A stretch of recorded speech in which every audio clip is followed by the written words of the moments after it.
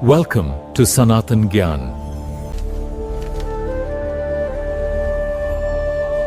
नमस्कार। श्रीमद् भागवतम के पन्नों में एक और गहरी चर्चा के लिए आपका स्वागत है।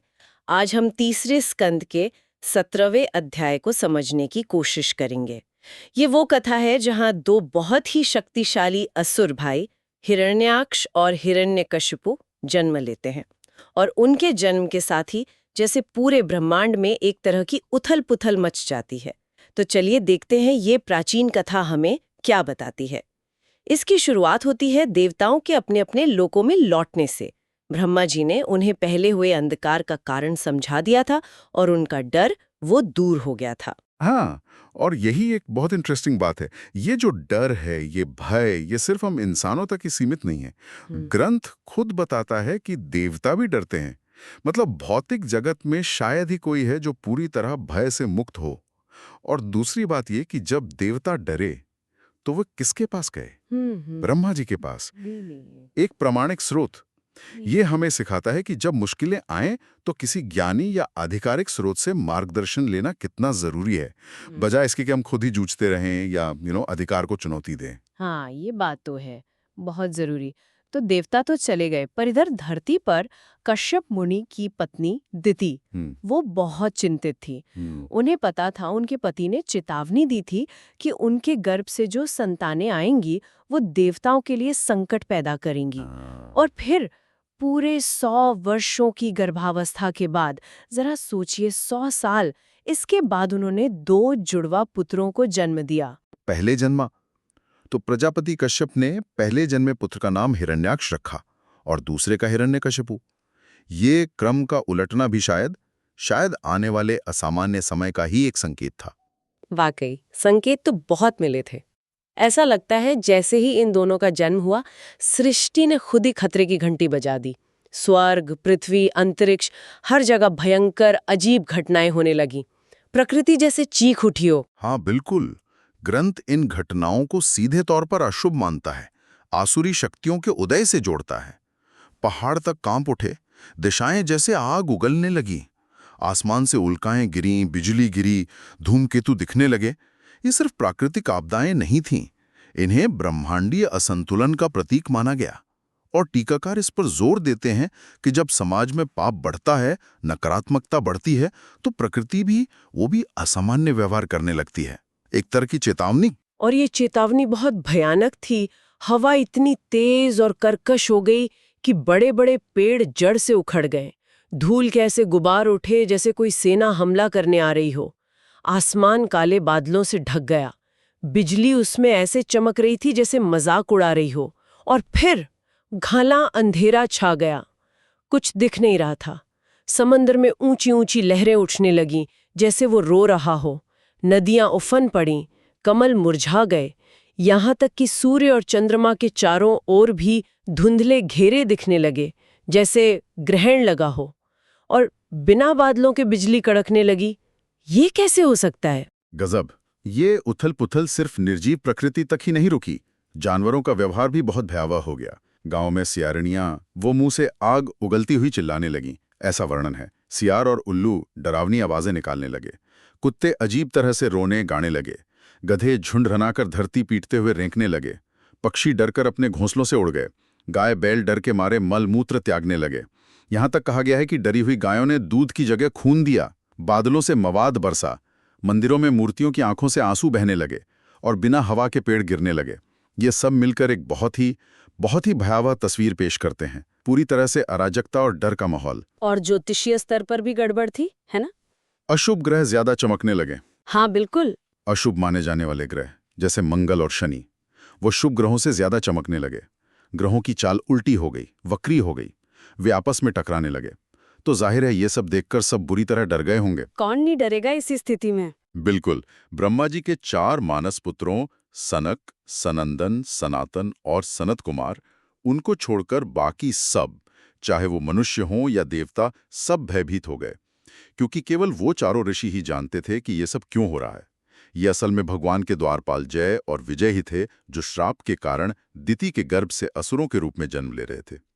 बाकी सबको लगा कि शायद ब्रह्मांड का अंत ही आ गया है, प्रलय होने वाला है, यहाँ ग्रंथ की व्याख्या में एक और गहरी बात कही गई है। वो इन घटनाओं को समाज में वर्ण संकर, मतलब अवांछित या अनियंत्रित तत्वों के बढ़ने से जोड़ते हैं, जिससे सामाजिक और फिर ब्रह्मांडीय अशांति फैलती है। ये दिखाता है कि उस समय की सोच में व्यक्तिगत आचरण, सामाजिक व्यवस्था और ब्रह्मांडीय संतुलन को कैसे कैसे एक दूसरे से गहराई से जुड़ा हुआ माना जाता था। तो ऐसे भयानक माहौल में इन दो असुर भाइयों का जन्म हुआ और वे बड़ी तेजी से बढ़ने लगे। उनके शरीर फौलाद जैसे मजबूत बताए गए हैं और वे ऐसे विशाल हो गए जैसे दो चलते फिरते पहाड़ हों। हाँ, उनका वर्णन बहुत प्रभावशाली है वाकई। इतने ऊंचे कि उनके सोने के मुकुट आसमान को छूते लगते थे, इतने विशाल कि दिशाएं ढक जाती थीं, उनके चलने भर से पृथ्वी कांप उठती थी।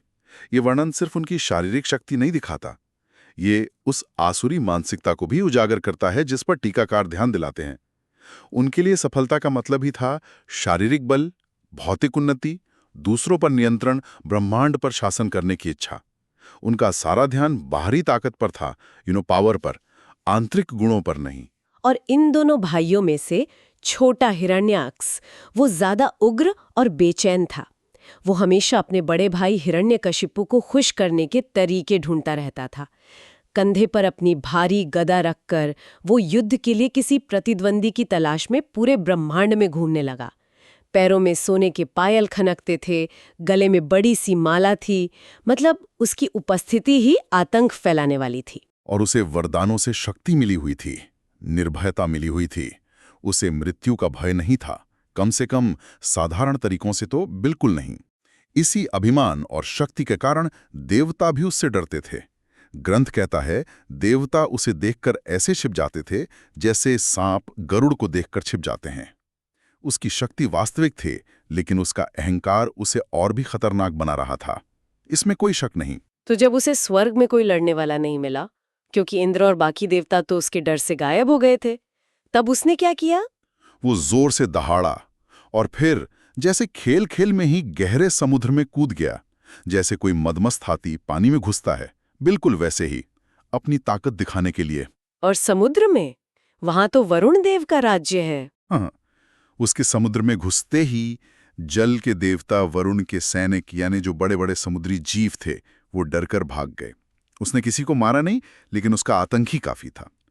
ये दिखाता है कि कैसे कभी-कभी भौतिकवादी या आसुरी शक्तियां इतनी प्रबल दिखती हैं कि बिना सीधे संघर्ष के ही अपना दबदबा बना लेती हैं, सिर्फ डर से। और फिर वो कई साल समुद्र में घूमता रहा। हाँ, कई वर्षों तक वो समुद्र में घूमता रहा, अपनी गदा से लहरों पर चोट करता रहा और आखिरकार वरुण देव की राजधानी विभावरी पहुंच गया। ये पाताल लोक में जल के स्वामी का निवास स्थान था। और वहां पहुंचकर उसने क्या किया? सीधे चुनौती दी? वहां पहुंचकर उसने जो किया वो उसके स्वभाव को दिखाता है, थोड़ा नाटकीय। पहले तो उसने बड़ी विनम्रता का नाटक करते हुए वरुण देव को प्रणाम किया, लेकिन फिर तुरंत ही मुस्कुराते हुए उनका मजाक उड़ाया। कहने लगा, हे अधिराज, आप तो बड़े शूरवीर हैं, आपने बड़े बड़े यज्ञ किए हैं, पूरी दुनिया को जीता है, चलिए मुझसे युद्ध कीजिए। उसने वरुण की पिछली उपलब्धियों का जिक्र करके उन्हें उकसाया, उनकी वीरता को चैलेंज किया। ये ताना मारने जैसा था, खासकर राजसू यज्ञ का जिक्र करके, जो किसी राजा की सर्वोच्च संप्रभुता का प्रतीक होता था। बाप रे, इस सीधे अपमान और चुनौती पर वरुण देव को गुस्सा तो आया होगा। वो जल के स्वामी थे, इतने सम्मानित। गुस्सा आना तो स्वाभाविक था। ग्रंथ कहता है कि उन्हें क्रोध आया, बहुत क्रोध आया, लेकिन उन्होंने अपनी बुद्धि से उस क्रोध को काबू में किया। ये बहुत महत्वपूर्ण है, ये पॉइंट नोट करने लायक है। उन्होंने हिरण्याक्ष के उकसावे में आकर आपा नहीं खोया, बिल्कुल नहीं। उन्होंने शांत होकर जवाब दिया, प्रिय, अब हमारी युद्ध करने की उम्र नहीं रही, हम तो अब इन सब बातों से दूर हो गए हैं। ग्रंथ की व्याख्या में इस बात की ओर इशारा किया गया है कि कैसे भौतिकवादी लोग बिना वजह ही झगड़ा मोल लेते हैं, और वरुण का ये संयम उनकी महानता दिखाता है। तो वरुण देव ने लड़ने से मना कर दिया। फिर उन्होंने क्या कहा? उसे ऐसे ही जाने दिया? उन्होंने लड़ने से मना तो किया, लेकिन साथ ही हिरण्याक्ष को उसकी टक्कर का प्रतिद्वंदी भी बता दिया, बहुत चतुराई से। उन्होंने कहा, तुम जैसे महाबली योद्धा को संतुष्ट करने लायक मुझे तो केवल वो सबसे पुरातन पुरुष भगवान विष्णु ही दिखते हैं। तुम उन्हीं के पास जाओ, सुना है तुम्हारे जैसे वीर भी उनकी प्रशंसा करते हैं। एक तरह से उन्होंने हिरण्याक्ष की प्रशंसा भी की, उसकी ताकत को माना, लेकिन उसे सही दिशा भी दिखा दी। ये तो बड़ी चतुराई की बात हुई, वाकई। हाँ बिल्कुल। और इसके बाद वरुण ने एक भविष्यवाणी भी की, एक चेतावनी भी दी। उन्होंने कहा, लेकिन सावधान, उन तक पहुंचते ही तुम्हारा सारा अभिमान चूर चूर हो जाएगा। तुम युद्ध भूमि में कुत्तों से घिरे हुए मुर्दा पड़े होगे। वो भगवान विष्णु तुम्हारे जैसे दुष्टों का नाश करने और अच्छे लोगों की रक्षा करने के लिए तो समय समय पर वराह यानी जंगली सुअर जैसे अलग अलग अवतार लेते हैं। यहां टीकाकार एक और बात जोड़ते हैं कि असुर अपनी शक्ति के मद में ये भूल जाते हैं कि उनका ये शक्तिशाली शरीर भी नश्वर है, अंत में मिट्टी में मिल जाएगा या जानवरों का भोजन बनेगा। तो वरुण ने हिरण्याक्ष को विष्णु के पास भेजकर एक तरह से उसकी युद्ध की इच्छा पूरी करने का रास्ता भी दिखाया और उसके अंत का मार्ग भी खोल दिया। तो ये थी कथा हिरण्याक्ष और हिरण्यकशिपु के जन्म की, उनके आतंक की, और कैसे हिरण्याक्ष ने वरुण देव को चुनौती दी और वरुण ने उसे भगवान विष्णु की ओर भेज दिया। इस पूरी कहानी में वाकई कई परतें हैं, बहुत कुछ सोचने को है। बिल्कुल। अगर हम मुख्य बातों को संक्षेप में देखें तो क्या निकलता है? पहली बात, भय ये सिर्फ इंसानों में नहीं, देवताओं में भी होता है। भौतिक जगत का ये एक सच है, इससे कोई बच नहीं सकता। दूसरी, मार्गदर्शन।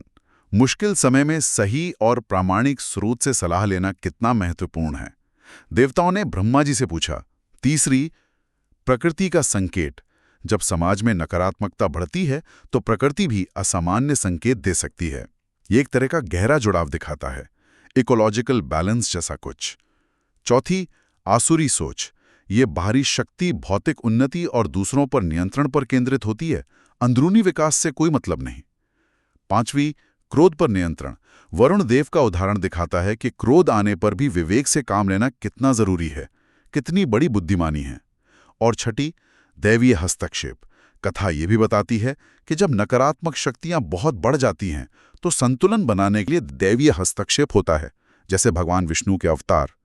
अहंकार और आक्रामकता अंततः व्यर्थ साबित होते हैं। हाँ, ये सारे बिंदु बहुत महत्वपूर्ण हैं, सोचने लायक हैं।